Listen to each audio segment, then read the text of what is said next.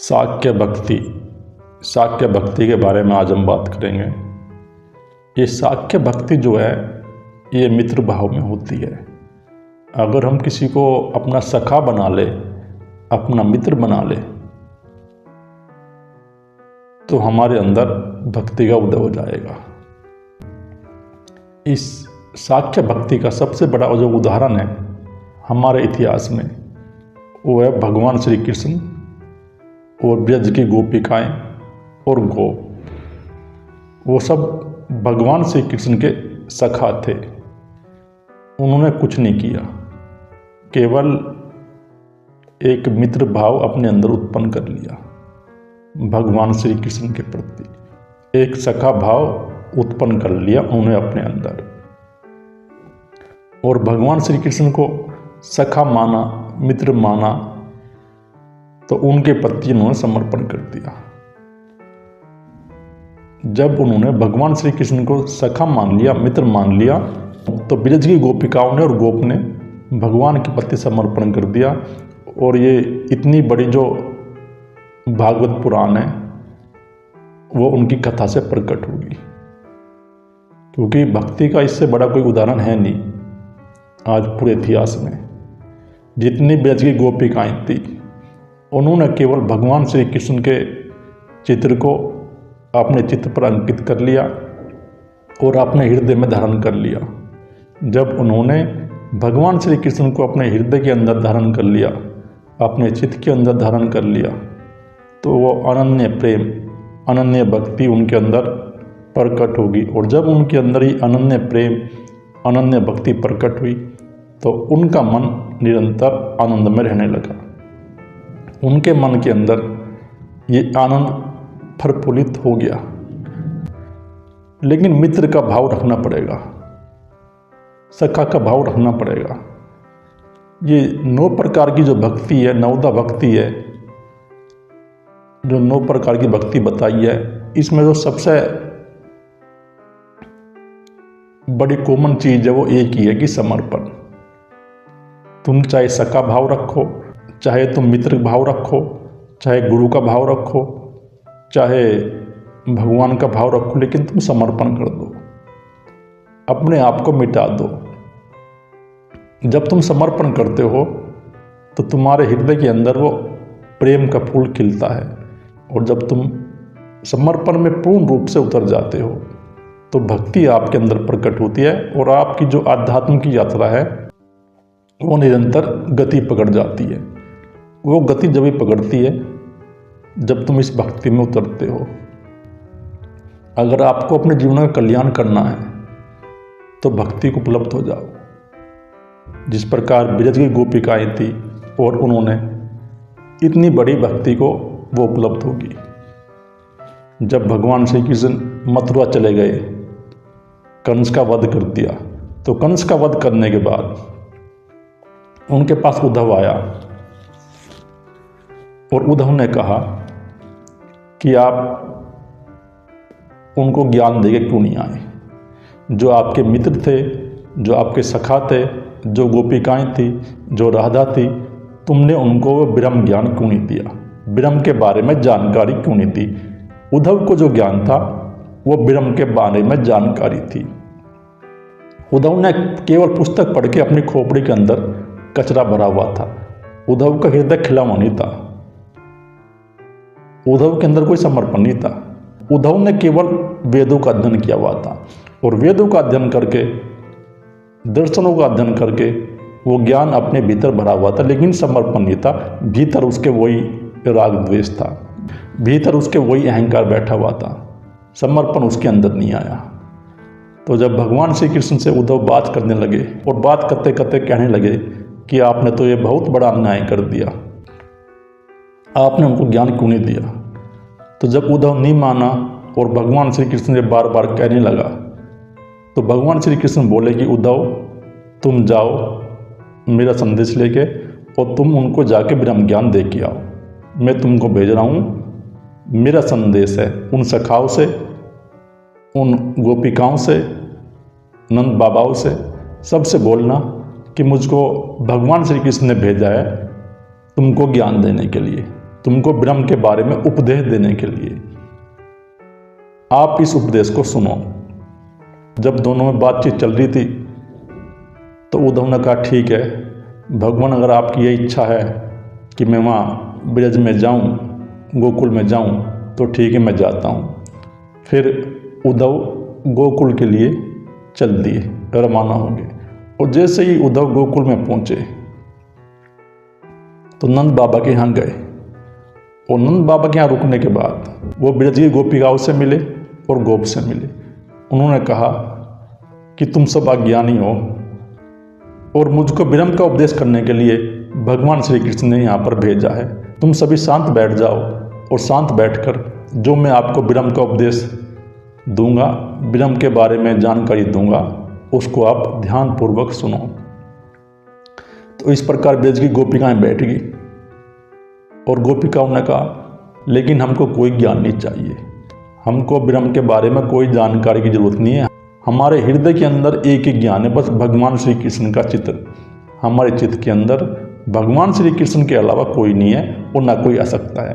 तो उद्धव ये ब्रह्म ज्ञान तुम अपना अपने पास रखो, इससे कुछ नहीं होगा और ना इसको हम लेने में समर्थ है। तो उद्धव ने उनको बार बार समझाया कि तुम मोह के बस उसके अधीन होगी हो और ये मोह की वृत्ति तुम्हारे अंदर सक्रिय होगी है, तुम ब्रह्म ज्ञान का उपदेश लो। बार बार जब चर्चा चलती रही तो फिर राधा से उद्धव का संवाद होता है और राधा ने उनको भी वो प्रेम का मार्ग बताया, हृदय का मार्ग बताया, क्योंकि राधा के अंदर तो वो भक्ति प्रकट हो गई थी। राधा का तो आज्ञा चक्र खुल गया था भगवान श्री कृष्ण की कृपा से। वो अनन्य प्रेम उनके अंदर था। वो भक्ति रूप का सबसे बड़ा उदाहरण है राधा रानी। उनका आज्ञा चक्र खुल गया था। तो उन्होंने चाहा कि अब मैं इस उद्धव पर भी कृपा करूं। तो राधा रानी की कृपा बरसी उद्धव पर। राधा रानी ने उनको वो प्रेम का, भक्ति का मार्ग बताया। तो उद्धव के अंदर भी वो प्रेम का दीपक जल गया, उसका हृदय भी खुल गया। ये चर्चा चलती रही। उद्धव गोकुल के अंदर 10 महीने या 11 महीने के लगभग रहे थे। ये एक दिन का संवाद नहीं है, ये लगभग 10 से 9 महीने का संवाद है। ये 10-9 महीने संवाद चलता रहा। और जब संवाद चलता रहा तो धीरे धीरे जो राधा के पास वाइब्रेशन थी, वो वाइब्रेशन उद्धव के अंदर काम कर गई। उद्धव का भी हृदय खुल गया।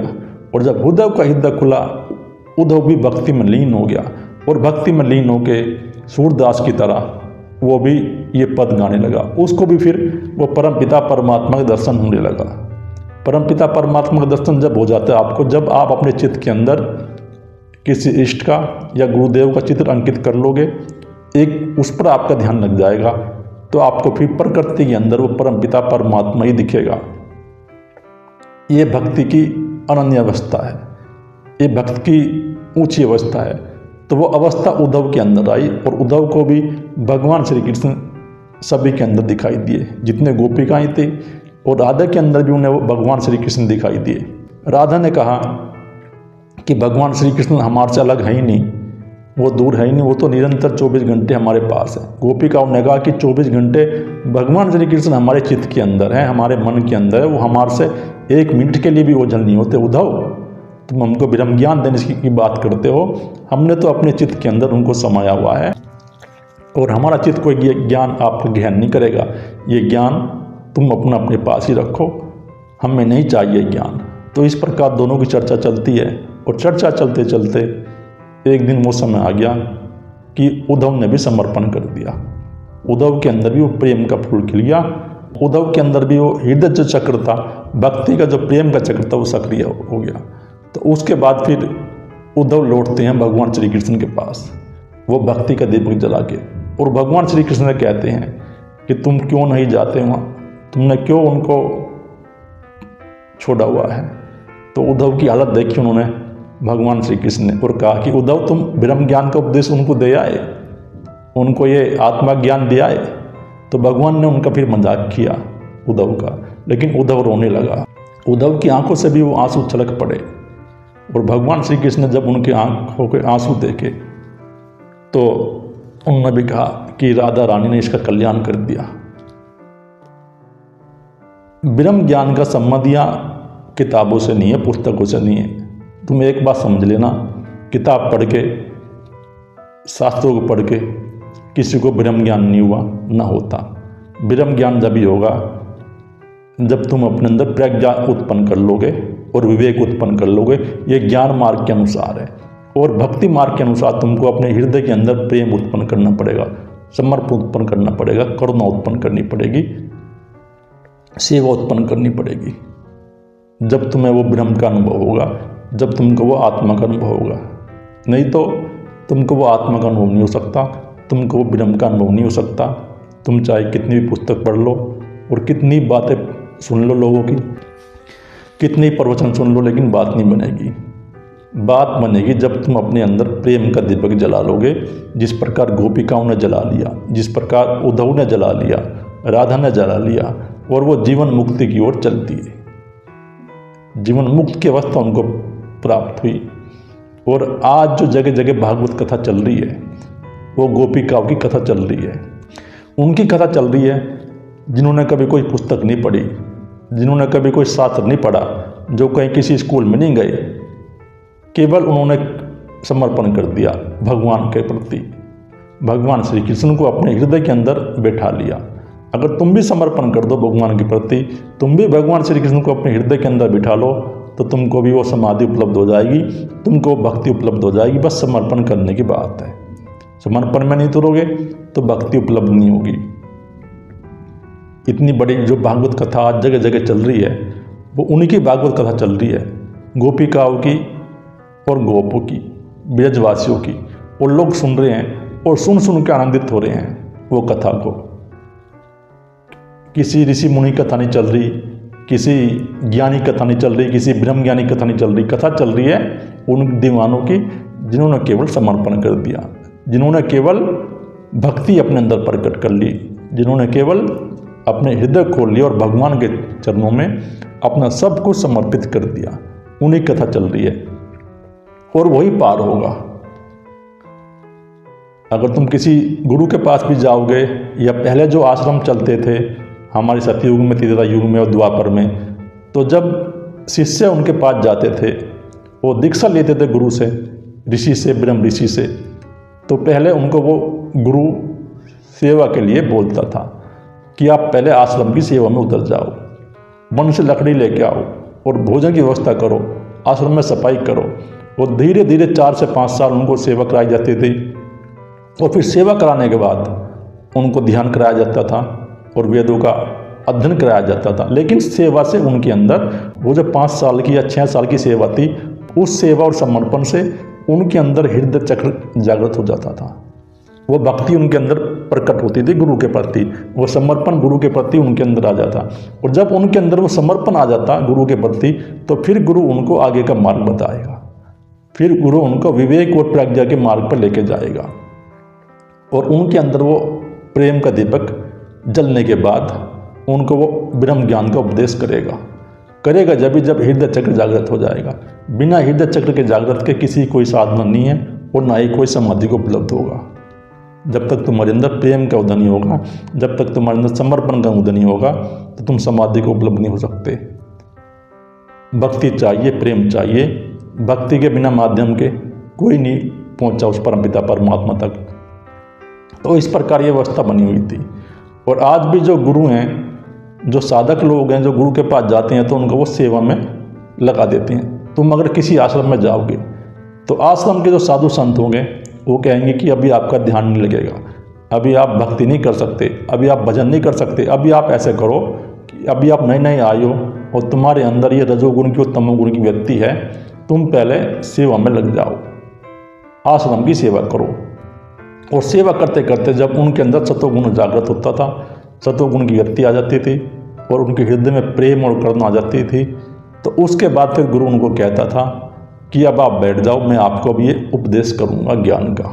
अब आप ध्यान में बैठो, अब आप भजन के लिए बैठो। तो इस प्रकार वो उनको बताते थे गुरु। तो ये हमारी व्यवस्था चली हुई थी समर्पण की, क्योंकि समर्पण के बिना कोई साधना नहीं है। लेकिन मित्र भाव रखो या भगवान के प्रति समर्पण रखो या गुरु के प्रति समर्पण रखो, लेकिन समर्पण के बिना गति नहीं होती अध्यात्म में। और इसी प्रकार अर्जुन था, अर्जुन भी भगवान श्री कृष्ण का सखा था, मित्र था। उसने बस भगवान श्री कृष्ण के प्रति समर्पण कर दिया। जब कुरुक्षेत्र में महाभारत का युद्ध चल रहा था तो अर्जुन ने कह दिया कि भगवान, ए मेरे मित्र, ए कृष्ण, मैं तुम्हारी शरण में आता हूँ, तुम मेरा मार्गदर्शन करो। तो जब अर्जुन ने समर्पण कर दिया भगवान श्री कृष्ण के प्रति, तो भगवान ने उनको एक गीता का उपदेश किया, ये ज्ञान का उपदेश किया, ये विवेक और प्रज्ञा का उपदेश किया। जब अर्जुन के अंदर ये विवेक बुद्धि आई, जब वो युद्ध के लिए तैयार हुआ। लेकिन कब तैयार हुआ? जब पहले उसने समर्पण कर दिया। अगर वो समर्पण नहीं करता भगवान के प्रति तो वो ज्ञान लेने में असमर्थ है। कोई भी हो, उसको ब्रह्म ज्ञान तब तक नहीं होगा जब तक वो समर्पण नहीं करेगा। समर्पण ही पहली सीढ़ी है। समर्पण आपको करना ही पड़ेगा, भक्ति में आपको डूबना ही पड़ेगा। अगर आप भक्ति नहीं करोगे, समर्पण नहीं करोगे, तो अध्यात्म की नाव आपकी बढ़ेगी नहीं आगे। आप चाहे कितना भी ध्यान कर लो, कितना भी यम कर लो, कितना नियम कर लो, कितना आसन कर लो, कितना प्रणाम कर लो, कोई गति नहीं होगी आपकी साधना में। आप नीचे के 3 चक्रों पर अटके रहोगे, मूलाधार, स्वाधिष्ठान और मणिपुर। आप इन 3 चक्रों से आगे नहीं बढ़ोगे। लेकिन अगर आप भक्ति में डूब जाओगे, समर्पण में डूब जाओगे, सेवा में डूब जाओगे, तो तुम्हारा जो चौथा चक्र है, हृदय चक्र, वो जागृत होना शुरू होगा। और जैसे ही वो जागृत होना शुरू होगा तो तुम्हारी शक्ति सीधी उठेगी मूलाधार से और सीधी डायरेक्ट हृदय चक्र में आएगी। और तुम्हारा जो हृदय चक्र है वो खुल जाएगा, उसके अंदर प्रेम का दीपक जल जाएगा, करुणा का दीपक जल जाएगा। और तुम्हारी अध्यात्म की यात्रा फिर निरंतर आगे की ओर बढ़ जाएगी। तुम उस ब्रह्म ज्ञान के पद को पालोगे। पाया उसी ने जिसने समर्पण किया। भगवान राम को ब्रह्म ज्ञान मिला, लेकिन पहले भगवान राम ने क्या किया? पहले भगवान राम ने समर्पण किया गुरु के प्रति। चारों भाई गए और चारों भाई ने जाके गुरु वशिष्ठ के पास गए, आश्रम में रहे, सेवा की, साधना करी और 20-22 साल में लगाए। और 20-22 साल लगा के फिर वो ज्ञान को उपलब्ध हुए। तो ज्ञान ऐसे प्राप्त नहीं होता। ज्ञान के लिए सेवा करनी पड़ती है, समर्पण करना पड़ता है। बिना सेवा और समर्पण के किसी को अध्यात्म की उपलब्धि नहीं हुई। तो जब ही तो गुरु कहता है कि तुम पहले भक्ति में डूब जाओ, तुम समर्पण में डूब जाओ। और ये जो मूर्ति पूजा की व्यवस्था बनाई हुई है, ये इसलिए बनाई हुई है कि तुम मूर्ति के पास जाओ और मूर्ति के पास जाकर समर्पण करो, अपने हृदय खोल दो।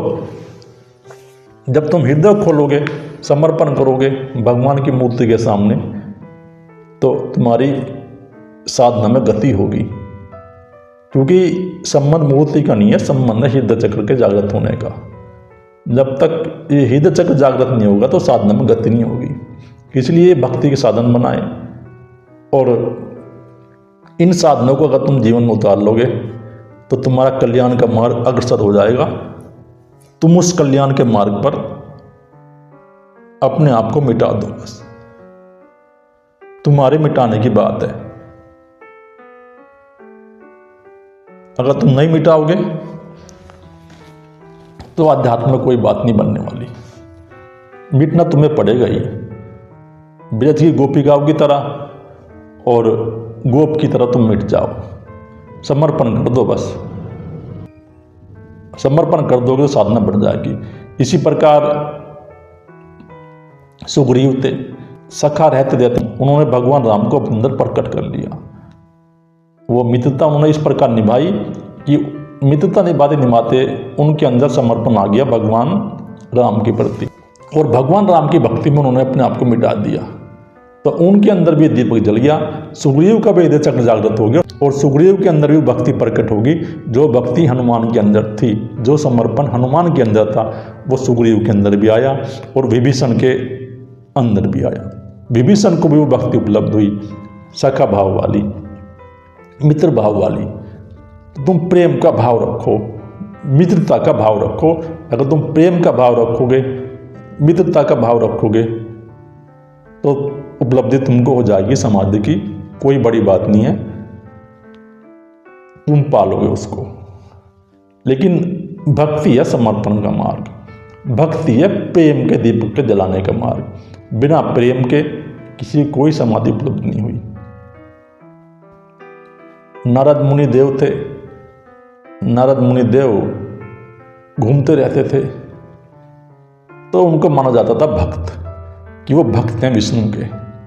क्योंकि पहले तो नारद मुनि देव ने, वो एक महर्षि थे नारद मुनि देव, उनको वो समाधि उपलब्ध हो गई थी जो नारद मुनि देव थे। लेकिन पहले उन्होंने क्या किया, पहले भगवान विष्णु के प्रति समर्पण कर दिया, अपने आप को मिटा दिया, वो भक्त बन गए भगवान विष्णु के। और जब भक्त बने भगवान विष्णु के तो फिर वो महर्षि बन गए। फिर महर्षि नारद उनको बोलने लगे, उनको वो निर्विकल्प समाधि उपलब्ध हुई। लेकिन कब हुई उपलब्ध, जब उन्होंने समर्पण कर दिया। तो ये गुरु शिष्य का मार्ग है, समर्पण का मार्ग है। अगर कोई शिष्य समर्पण नहीं करता, वो इस प्रकार गुरु के पास रहेगा और गुरु के अंदर कमी देखेगा और अपने आप को बड़ा दिखाएगा, कोई सेवा नहीं करेगा, तो उस शिष्य के हाथ कुछ लगेगा नहीं, वो राजनीति के पल्ले पड़ जाएगा और राजनीति पढ़ के वो अपना जन्म नष्ट कर लेगा। ऐसा मनुष्य ना इधर का रहता ना उधर का रहता, उसके अंदर कोई क्रांति नहीं आएगी, उसके अंदर कोई समर्पण नहीं आएगा, उसके अंदर कोई प्रेम का दीपक नहीं जलेगा। उसका यही हाल होगा कि न खुदाई मिला न वसाले सनम, न इधर के रहे न उधर के रहे। जीवन उसका समाप्त हो गया और जीवन समाप्त हो ही जाएगा जो समर्पण नहीं करेगा। अध्यात्म के मार्ग पर तुम आश्रम में चले जाते हो, आज हम देख रहे हैं आश्रम में क्या हो रहा है। जिस आश्रम में तुम जाते हो उसी आश्रम में राजनीति है। ये सब आश्रम ज़्यादातर ऐसे हो गए, सब राजनीति के अड्डे हो गए हैं। यहाँ कोई साधना नहीं रही, कोई समर्पण नहीं रहा। इसलिए नहीं रही क्योंकि साधक जो लोग हैं, शिष्य जो लोग हैं, वो गुरु के अंदर कमी देखते हैं, गुरु के प्रति समर्पण नहीं करते। गुरु तो देखता रहता है कि कोई ऐसा साधक आए जो समर्पण कर दे, और जो साधक ऐसे हैं जिनके अंदर समर्पण है तो उनको गुरु पूरा नहीं मिलता। तो इस प्रकार ये अधूरी नामाज चल रही है। लेकिन अगर गुरु पूरा है, गुरु के अंदर ब्रह्म की ज्योति प्रकट है और साधक के अंदर भी वो समर्पण है, तो कोई नहीं रोक सकता साधक को। साधक के अंदर वो एक दिन, शिष्य के अंदर वो एक दिन प्रेम का फूल खिलेगा, उसको ब्रह्म ज्ञान जरूर उपलब्ध होगा, उसको कोई रोक नहीं सकता। जिस साधक के अंदर गुरु के प्रति समर्पण है और जिस साधक का गुरु जागा पुरुष है, जिसको वो समाधि उपलब्ध है, उसको जरूर एक दिन उस परमपिता परमात्मा का अनुभव होगा। लेकिन समर्पण के बिना वो दीपक नहीं जलेगा। समर्पण तो करना ही पड़ेगा, समर्पण के बिना वो साधना नहीं होगी। आप किसी संत को उठा कर देख लो, जो भी संत है, जो संत बना, जिसको समाधि उपलब्ध हुई, सेवा से हुई, समर्पण से हुई। जब समर्पण आया, प्रेम का फूल खिला, उसके अंदर हृदय उसका जागृत हुआ, तो उनको वो समाधि उपलब्ध होगी। ये साधना की गहराई की बात है। इस साधना की गहराई में जो उतरेगा उसको समाधि उपलब्ध हो जाएगी। बस समर्पण कर दो, समर्पण करते ही तुमको वो परम शांति उपलब्ध होगी। इसी प्रकार ये एक और उदाहरण है अभी का। गुरुचरण दास जी थे। गुरुचरण दास जी के पास सहजोबाई गई, दयाबाई गई और उन्होंने अपने आप को मिटा दिया। गुरु की सेवा में वो लग गई। उन्होंने निरंतर गुरु की सेवा करी और गुरु की सेवा करते करते उनके अंदर वो प्रेम का दीपक जल गया। और जब उनके अंदर वो प्रेम का दीपक जल गया, उनका हृदय खिल गया, तो गुरु ने उनको वो ज्ञान दे दिया, ब्रह्म ज्ञान।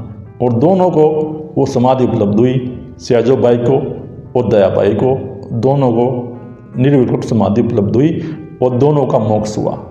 ऐसी बात नहीं है अगर तुम समर्पण करो तुमको समाधि उपलब्ध नहीं होगी, जरूर उपलब्ध होगी।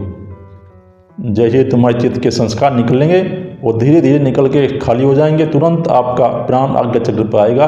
और जब तुम्हारा प्राण आज्ञा चक्र पर आ जाएगा, तुमको तुरंत ही वो समाधि उपलब्ध हो जाएगी। लेकिन समर्पण के बिना नहीं होगी, साधना के बिना नहीं होगी, विवेक के बिना नहीं होगी, प्रज्ञा के बिना नहीं होगी। समर्पण है अंदर से, हृदय से, बाहर से कोई समर्पण करने की जरूरत नहीं है गुरु के प्रति। गुरु का नाम अपनी जीवा से बार बार लेने की जरूरत नहीं है, गुरु की वाह वाह करने की जरूरत नहीं है। बस गुरु को अपने हृदय चक्र में रखो, अपने अंदर रखो गुरु को बाहर नहीं रखना, गुरु को रखना है अंदर। और जो साधक गुरु को अंदर रखेगा, अपने हृदय में रखेगा, गुरु को वाह वाह नहीं करेगा, उसी को वो परम शांति उपलब्ध होगी। और जो गुरु की वाह वाह करेगा झूठी जगत में और भीतर से गुरु के प्रति ईर्ष्या रखेगा, द्वेष रखेगा, उसका पतन हो जाएगा। उसको अध्यात्म में कुछ हाथ नहीं लगेगा, वो जैसे आया था ऐसा ही चला जाएगा। तो समर्पण का संबंध हृदय से, अपने दिल को खोल लो और दिल को खोल के इस भक्ति के दीपक को तुम अपने अंदर जला लो। समर्पण के दीपक को तुम अपने अंदर जला लो। ये भक्ति है मित्र वाली भक्ति, सखा वाली भक्ति। तुम भी मुक्त हो जाओ जिस प्रकार ब्रज की गोपिकाएं मुक्त होगी, जिस प्रकार उद्धव मुक्त हो गया, जिस प्रकार बड़े बड़े भक्त मुक्त हो गए, गुरु चरणदास जी मुक्त हुए, सहजोबाई मुक्त होगी, दयाबाई मुक्त हुई, तो मुक्त तुम भी हो जाओगे। कोई बड़ी बात नहीं है, बस समर्पण की बात है। यहाँ जो समर्पण करता है साधक, उसी को समाधि उपलब्ध होती है, और जो समर्पण नहीं करता उसको समाधि उपलब्ध नहीं होती। तो अपने जीवन में तुम प्रेम का फूल खिला लो। जब तुम अपने जीवन में प्रेम का फूल खिला लोगे तो शांति तुम्हारे अंदर भी आ जाएगी। ये कोई ऐसा कठिन मार्ग नहीं है, ये कोई ऐसा कठिन मार्ग नहीं है कि तुमको कुछ हाथ नहीं लगेगा, हाथ तुम्हारे लगेगा। अगर तुम निरंतर चलते रहोगे इस मार्ग पे, इस मार्ग को अपने जीवन में उतार लोगे, इस सेवा को तुम अपने जीवन में उतार लोगे, तो तुमको समाधि उपलब्ध होगी। बस प्रेम का दीपक तुमको अपने अंदर जलाना है, समर्पण का दीपक तुमको अपने हृदय में जलाना है। जब तुम समर्पण का और प्रेम का दीपक जला दोगे, तुमको कोई रोक नहीं सकता, तुमको जरूर समाधि उपलब्ध हो जाएगी। सहजोबाई की तरह, दयाबाई की तरह आप भी जीवन मुक्त हो जाओगे। और मीराबाई की तरह, मीराबाई ने केवल अपने हृदय खोल लिया। उन्होंने तो एक मूर्ति के माध्यम से वो भक्ति अपने अंदर पैदा कर ली। मीराबाई ने एक मूर्ति ली और मूर्ति के प्रति समर्पण कर दिया। जब मूर्ति के प्रति समर्पण कर दिया तो धीरे धीरे मीराबाई के अंदर वो प्रेम का फूल खिलिया, वो समर्पण का फूल खिलिया, और आध्यात्म की यात्रा उनकी आगे बढ़ी। क्योंकि मीराबाई जो थी वो पूर्व जन्म में गोपिका थी भगवान श्री कृष्ण के समय की। मीराबाई का मोक्ष नहीं हुआ था। ललिता नाम की गोपिका थी मीराबाई, उसका मोक्ष नहीं हुआ था, वो रह गई थी, उसके अंदर कुछ कमी रह गई थी। लेकिन फिर लगभग 4500 साल बाद उसका जन्म हुआ मीराबाई का, और जन्म हुआ राजस्थान के अंदर, मेवाड़ के अंदर, एक राजकुमारी के रूप में। लेकिन पिछले जन्म के वे संस्कार थे, पिछले जन्म की वो भक्ति थी भगवान श्री कृष्ण के प्रति, वो पिछले जन्म के संस्कार जागृत हो गए, वो भक्ति उनके अंदर प्रकट होगी। और फिर धीरे धीरे जब उनके अंदर वो भक्ति प्रकट हुई, वो समर्पण प्रकट हो गया, तो इस जन्म में फिर वो मुक्त हो गई, उनका मोक्ष हो गया। अब मीराबाई का मोक्ष हो गया। तो ऐसा भी नहीं है अगर तुम कोई साधना कर रहे हो, तुम कोई भक्ति कर रहे हो, अगर तुम्हारी जन्म में मोक्ष नहीं हुआ तो तुम्हारी साधना कोई बेकार नहीं जाएगी। तुम्हारा अगर पूर्ण जन्म होगा, दोबारा जन्म होगा, तो फिर तुम्हारी साधना वहीं से चलेगी। तुम तुरंत ही फिर अध्यात्म की ओर लग जाओगे। अध्यात्म का दीपक तुम्हारे अंदर जलेगा, क्योंकि शक्ति अपने आप कार्य करेगी। जो परमपिता परमात्मा की शक्ति है वो साधक के अंदर अपने आप कार्य करना शुरू कर देगी। जैसे ही समर्पण होगा भगवान के प्रति, गुरु के प्रति, समर्पण होते ही तुम्हारे चित्त के अंदर से संस्कार धीरे धीरे निकलने शुरू होंगे। और जब संस्कार निकलने शुरू होंगे तो साधना में तुमको उपलब्धि हो जाएगी। बस शांति लाने के लिए तुमको समर्पण करना पड़ेगा। पर समर्पण के बिना साधना नहीं है, और साधना के बिना आपका जीवन और साधना के बिना आपका जीवन नहीं खिलेगा। आपके जीवन में वो प्रेम का फूल तभी खिलेगा जब आप साधना में उतरोगे। अपने जीवन के अंदर इस प्रेम के फूल को खिला लोगे तो शांति आपके अंदर आ जाएगी, और जीवन आपका धन्य धन्य हो जाएगा।